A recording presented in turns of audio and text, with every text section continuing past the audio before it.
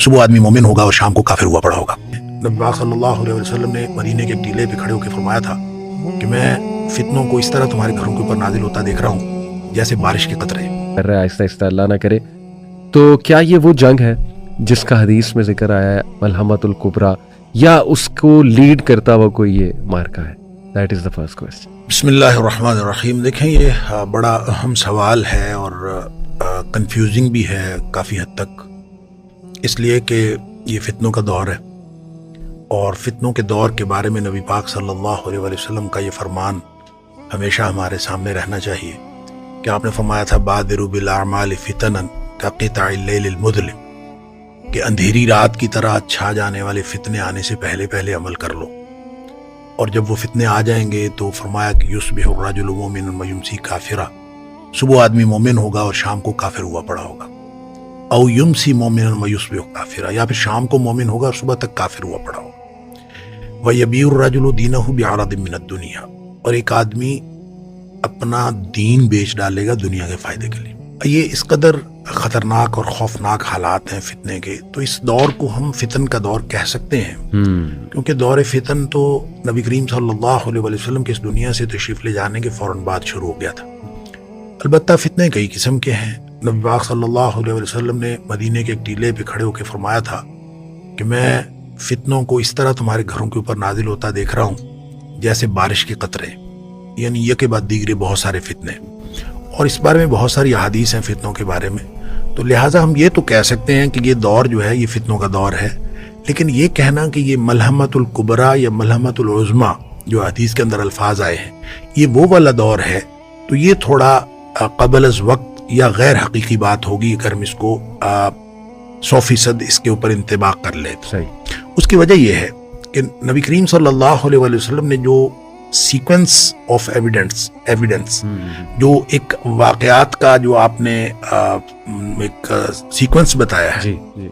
उसमें वो इस तरह से नहीं है कि पहले लड़ाइयाँ होंगी फिर उसके बाद कोई और चीज़ होगी, बल्कि ऐसे लगता है कि वो जो मलहमतुल उज़्मा है या मलहमतुल कुबरा है, जी, उस चेन में सबसे पहले महदी का ज़हूर है। अच्छा। और महदी के ज़हूर से पहले के भी कुछ हालात हैं। अब हम ये कह सकते हैं कि आजकल के जो हालात बन रहे हैं ये महदी के ज़हूर के हालात बन रहे हैं, और उसमें महदी के ज़हूर के हालात में जो सबसे बड़ी बात है वो ये कि उस वक्त जो दुनिया जुल्म से भर चुकी होगी, जब महदी आएंगे तो वो फिर आके उसको अदल से भर देंगे। सही, सही। अब जो इमाम महदी के बारे में बहुत सारे लोगों का ख्याल, एक तो यानी मुख्तलिफ मकातब फ़िक्र का इसके बारे में मुख्तलिफ नुक्ता नज़र है।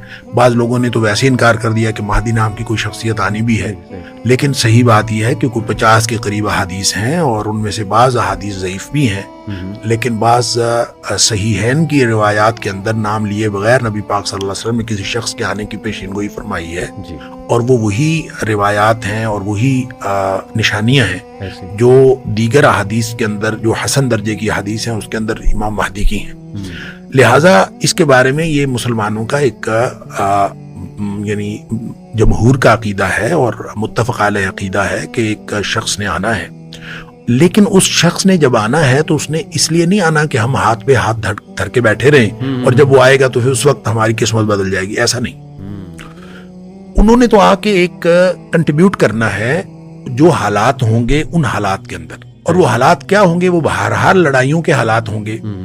उसकी वजह यह है कि नबी करीम सल्लल्लाहु अलैहि वसल्लम ने जो निशानियां बताई हैं वो हर लड़ाइयों की हैं, लेकिन मलहमतुल उज़्मा जो होगी या मलहमतुल कुबरा जिसको फरमाया वो महदी के ज़हूर के बाद की बात है, उससे पहले की बात नहीं है। पहले भी लड़ाइयां होंगी, और उन लड़ाइयों के बारे में मसलन ये खुरासान के 80 झंडों की बात है कि वो एक लश्कर यहाँ से जाएगा और वो धंस जाएगा। अब ये धंस जाने की बात, एक तो ये है कि महदी की से पहले ये जाएंगे या महदी के बाद जाएंगे। अलबत्ता जो महदी के दौर में जिन झंडों के यानी जिस लश्कर के धंस जाने का जिक्र है वो तो महदी के मुकाबले में जाएगा, लेकिन ये 80 झंडों वाला जो लश्कर है ये किस मकसद के लिए जाएगा, इसका मकसद हदीस के अंदर क्लियर नहीं है। यानी लोगों ने इन दोनों हदीस को जोड़ा हुआ है और लोग समझते हैं कि ये शायद ये खुरासान से ये महदी की हिमायत के लिए जाएंगे। ये जरूरी नहीं है, बल्कि ये मुमकिन है कि इस جیسے میں نے پہلے عرض کیا کہ چین آف ایونٹس میں یہ شاید اس سے پہلے ہے، سیکوینس میں یہ پہلے ہے اور مہدی کا ظہور بعد میں ہے، لیکن وہ جو جس لشکر کا دھنس جانا ہے وہ بہرحال وہ بعد میں ہے. لیکن یہ جو 80 جھنڈوں والا ہے اس کو اس کے ساتھ آپ ملا سکتے ہیں کہ نبی کریم صلی اللہ علیہ وسلم فرمایا کہ تم رومیوں کے ساتھ مل کے جنگ کرو. اس کا مطلب ہے الائز جو ہوں رومی ہوں گے. رومی اس وقت کی سلطنت روما تھی. اب آپ اس کو سلطنت روما کے ساتھ ملائیں تو کیا علاقائی طور پر ہم ملا سکتے ہیں؟ تو علاقائی طور پر ملائیں تو وہ تو قسطنطنیہ ہے یا وہ ترکی والے ہیں. لیکن جب آپ کو کہا گیا کہ تم ہو اور رومیوں کے ساتھ مل کے لڑو گے تو اس کا مطلب ہے کہ تم اور رومی دو الگ الگ چیزیں ہیں. تو جب الگ الگ چیزیں ہیں تو اس کا مطلب ہے کرسچنز ہوں گے. تو کرسچنز کے ساتھ مل کر نبی پاک صلی اللہ علیہ وسلم کی حدیث کا جو اگلا حصہ ہے وہ اس کی کنفرمیشن بھی کرتا ہے کہ کرسچنز کے ساتھ مل کر تم لڑو گے. اس کا نتیجہ یہ ہوگا کہ اللہ تعالیٰ تمہیں کامیابی دے گا، تمہارا کوئی مشترکہ مقصد ہوگا. لیکن جب تم جیت جاؤ گے تو اس وقت کوئی شخص نعرہ لگائے گا کہ صلیب جیت گئی. تو جب انہوں نے یہ نعرہ لگانا ہے کہ صلیب جیت گئی تو اس وقت کسی مسلمان کو جو جوش آئے گا اور وہ صلیب کو توڑ دے گا. وہاں سے یہ لڑائی شروع ہو جائے گی مسلمانوں کی اور عیسائیوں کی آپس میں. اچھا، یہ والی لڑائی کا جو ماحول ہے اس ماحول کے اندر مہدی کا ظہور ہوگا، یہ بات تو سمجھ میں آتی ہے. اب جب مہدی کا ظہور ہے وہ ظاہر ہے وہ عرب میں ہوگا اور وہ نبی پاک صلی اللہ علیہ وسلم کی حدیث کے مطابق وہ مکہ مکرمہ کے اندر علماء کا ایک اجتماع ہوگا، قیادت کا فقدان ہوگا. اور ایک نشانی یہ بھی ہے، ایک تو یہ فرمایا کہ ظلم و جور سے دنیا بھری ہوئی ہوگی جس کو وہ عدل سے بھر دے گا آ کے. دوسری نشانی یہ ہے کہ ایک کوئی خلیفہ کی موت ہوگی اور اس کے بعد جانشینی کا جھگڑا ہوگا اور 3 شہزادے آپس میں لڑیں گے. اور وہ جو 3 شہزادوں کی جنگ ہوگی وہ تینوں خلیفہ کے بیٹے ہوں گے، یعنی مختلف، ہر ایک کا باپ خلیفہ رہا ہوگا، سابق خلیفہ ہوگا. اب ان کی آپس میں جنگ ہوگی، قیادت کا فقدان ہوگا اور ایسی صورتحال میں لوگوں کی نگاہ جو ہے وہ ایک ایسے شخص پر پڑے گی جس کا نام محمد بن عبداللہ ہوگا اور وہ حسنی ہوگا. نبی پاک صلی اللہ علیہ وسلم کے نواسا جو حسن رضی اللہ تعالیٰ نے ان کی اولاد میں سے ہوگا اور وہ اس کا ظہور ہوگا.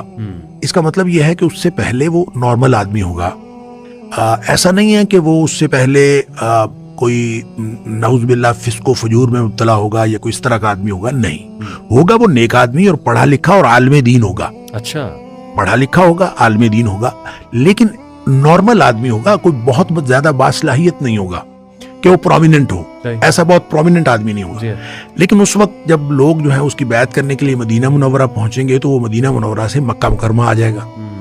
لوگ اس کے پیچھے مکہ مکرمہ آئیں گے اور وہاں مکہ مکرمہ میں اس وقت جا لیں گے جس وقت وہ ملتزم سے چمٹا ہوا ہوگا اور اس وقت اس کے ساتھ گفت و شنید ہوگی اور اس کو کہیں گے کہ آپ امت کی قیادت فرمائیں. وہ کہے گا کہ میں نے قیادت نہیں کرنی، وہ انکار کرے گا. اور جب سارے علماء اس کو مجبور کریں گے تو پھر وہ کہے گا کہ میں نے بیعت لینی ہے تو جہاد پر لینی ہے، قتال پر. وہ جب علماء کہیں گے ٹھیک ہے، کیونکہ حالات لڑائیوں کے ہوں گے نا، بالکل، اس لیے لوگ جو ہے اس کے ہاتھ پر بیعت کر لیں گے قتال پر. اور اصل جو ملحمۃ الکبریٰ ہے وہ پھر مہدی کے ظہور کے بعد شروع ہوگا. اور اس کے اندر حدیث کے اندر الفاظ ہیں یصلح اللہ فی لیلۃ. حضرت علی رضی اللہ تعالیٰ کی روایت ہے اور صحیح حدیث ہے کہ نبی پاک صلی اللہ علیہ وسلم فرمائے وہ جو مہدی ہے وہ ہوگا تو علی رضی اللہ تعالیٰ کی اولاد میں سے، لیکن اس کی کوئی بہت وہ پرومیننٹ نہیں ہوگا. اس کے اندر جو قائدانہ صلاحیتیں ہیں وہ اللہ تعالیٰ ایک ہی رات میں پیدا فرما دے گا اور ایک ہی رات میں وہ ایک ایکسٹراڈنری آدمی بن جائے گا. اللہ تعالیٰ اس کے اندر وہ صلاحیت، عالم دین تو وہ پہلے سے ہوگا، نیک آدمی بھی پہلے سے ہوگا، لیکن اس کے اندر جو بصیرت و بصارت اور جو قیادت کی جو پری ریکوزٹس ہوں گی وہ اللہ تعالیٰ اس کے اندر پیدا فرما دے گا اور وہ اتنا باصلاحیت آدمی ہو جائے گا کہ وہ پھر پوری امت مسلمہ کی قیادت کرے گا. اور اس کے تحت وہ جو جنگیں ہوں گی، مہدی کی قیادت میں جو جنگیں ہوں گی وہ ہے اصل میں ملحمۃ الکبریٰ اور ملحمۃ العظمیٰ، جس کے بارے میں نبی کریم صلی اللہ علیہ وسلم نے جتنی احادیث آتی ہیں ملحمۃ الکبریٰ کے بارے میں یا ملحمۃ العظمیٰ کے بارے میں، یعنی جب کبھی آپ دیکھتے ہیں کہ جو مثال کے طور پر ایک حدیث میں آیا کہ جب بیت المقدس جو ہے وہ آباد ہوگا تو مدینہ جو ہے وہ برباد ہو جائے گا. جب مدینہ برباد ہو جائے گا تو ملحمۃ कुबरा जो है या मलहमा वो शुरू हो जाएगा, जंगें शुरू हो जाएंगी। सही। जंगों के नतीजे में कस्तुनतुनिया फतह होगा, ऐसे ही। कस्तुनतुनिया फतह के बाद जो है दज्जाल आ जाएगा। हाँ। यानी ये सीक्वेंस ये है, ये एक ही हदीस में है। ऐसे ही। अच्छा, जब ये एक ही हदीस में है तो इसका मतलब है कि मलहमा के बाद दज्जाल है। तो मलहमा जो है वो कस्तुनतुनिया की फतह जो है मलहमा में है। अब ये जो दूसरी हदीस के अंदर आता है कि वो जो जंग जो कस्तुनतुनिया फतह करने वाली होगी, उससे ये महसूस होता है कि कस्तुनतुनिया जो इस वक्त मुसलमानों के कब्जे में है, जिसको इस्तांबुल कहते हैं, इसका पुराना नाम कस्तुनतुनिया है। ऐसे ही। तो ये बहुत सारे लोगों का तो ख्याल है ये कि ये फतह जो है जिसका जिक्र हदीस में हुआ, ये पहले हो चुकी, ये माजी में हो चुकी। जब मुसलमानों ने कस्तुनतुनिया जो है सही। वो रूमियों से ले लिया, तो इसका मतलब है वो फतह जिसका जिक्र था वो तो हो चुकी। ये इसलिए बात दुरुस्त नहीं है। देखें, एक बात जहन में रहनी चाहिए कि नबी पाक सल्लल्लाहु अलैहि वसल्लम की अहादीस का हम हतमी तयन किसी एक ही वाक़े पे या किसी एक ही सिचुएशन पे हतमी तौर पर नहीं कर सकते, इम्कानात की बात है। लिहाजा इम्कान हो सकता है माजी में भी हो, लेकिन चूंकि हदीस के अंदर ये जिक्र है कि जो ही कस्तुनतुनिया फतह होगा तो उसके फौरन बाद शैतान आवाज लगाएगा कि दज्जाल का ज़हूर हो गया। जी, जी। मुसलमान अभी माल गनीमत इकट्ठा कर रहे होंगे कि उधर से आवाज आएगी कि दज्जाल का ज़हूर हो गया, तो ये सब भागेंगे पीछे को, तो शाम में आएंगे, लेकिन ये खबर झूठी होगी। तो उसके बाद पता चलेगा कि कुछ दिनों बाद वाक़तन दज्जाल का ज़हूर हो जाएगा। तो इसका मतलब है कि कस्तुनतुनिया की फतह के बिल्कुल साथ ही दज्जाल का ज़हूर है, और कस्तुनतुनिया की फतह मलहमा के बाद है। तो वो मलहमा जिसके नतीजे में कस्तुनतुनिया फतह होगा वो महदी के ज़हूर के बाद है। इससे ये पता चलता है कि एक वक्त आएगा कि ये कस्तुनतुनिया एक दफ़ा फिर ईसाइयों के कब्जे में चला जाएगा। इसलिए मुसलमान फिर इसको दोबारा ईसाइयों से जो है वो फतह करेंगे। वल्लाहु आलम। ये सारी बातें जो मैंने पहले भी अर्ज किया कि ये मुतशाबिहात किस्म की हदीस होती हैं, पेशिन गोइयाँ जो हैं, इन सारी चीज़ों को हतमी तौर पर हम मुतय्यन करके नहीं बता सकते और ना ही हम उसका कोई एक मतलब समझ सकते हैं। अलबत्ता ये ज़रूर है कि उससे जो असबाक हासिल होते हैं, जो तैयारी है, जो क़यामत की निशानियों की तैयारी कुरान ने बताया, वो तैयारी रखनी चाहिए। और तैयारी के लिए जैसे कुरान ने सूरह मुहम्मद के अंदर ये फरमा दिया कि फ़हल यंज़ुरून इल्ला अस्साअत अन तातिहुम बग़ततन, क्या लोग क़यामत का इंतज़ार कर रहे हैं कि वो इनके ऊपर अचानक आ जाए।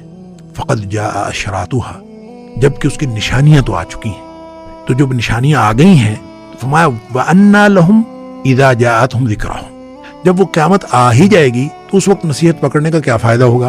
तो नसीहत पकड़ने का फ़ायदा अब है, क़यामत आने से पहले। इसलिए ये हमें निशानियां जितनी भी हैं, मलहमातुल कुबरा भी क़यामत की निशानियों में है, लेकिन जो उसका सीक्वेंस है, उसकी जो तरतीब है, महसूस ये होता है कि ये जो मौजूदा मलहमा है, जिसको आपने इलाकाई जंग कहा, मैं तो इसको एक इलाकाई जंग भी नहीं कहता। मैं ये कहता हूँ कि ये मलहमातुल कुबरा का एक इब्तिदा हो सकती है, उसका आगाज हो सकता है, और with the passage of time ये मलहमातुल कुबरा तक जो है एक्सटेंड हो जाए, ये मुमकिन है। लेकिन उसमें जाहिर है कि जो भी जंग शुरू होती है उसका कोई ना कोई नुक्ता आगाज तो होता है, और वो आगाज जो है वो वक्ती मुफाद भी हो सकता है, वो किसी का इलाकाई मुफाद हो सकता है, वो किसी मुल्क का अपना ज़ाती मादी मुफाद हो सकता है, वो तेल की जंग हो सकती है, वो सोने की जंग हो सकती है, वो किसी भी चीज़ की जंग हो सकती है। लेकिन वो नतीजतन मलहमतुल कुबरा के साथ जाके मिल जाए, ये पॉसिबल है, इसका इम्कान है। लेकिन फिलहाल जो इस वक्त जंग जारी है और पूरी दुनिया का जो कॉन्फ्लिक्ट है, इस कॉन्फ्लिक्ट को हम मलहमतुल कुबरा नहीं कह सकते, ज्यादा से ज्यादा उसका आगाज कह सकते हैं। जो लोग ये कहते हैं कि बस अब तो ये खत्म हुआ, अब तो ये मदीना बर्बाद होने को है, अब तो मलहमतुल कुबरा शुरू होने को है, ये मेरा ख्याल है ये ज्यादा जज्बातियत की बात है। हम इसका एक तो वैसे तयन करना दुरुस्त नहीं है, और दूसरा अगर उस सीक्वेंस को भी देखें तो ये अभी मलहमतुल कुबरा वाली बात नहीं है। वल्लाहु अअलम।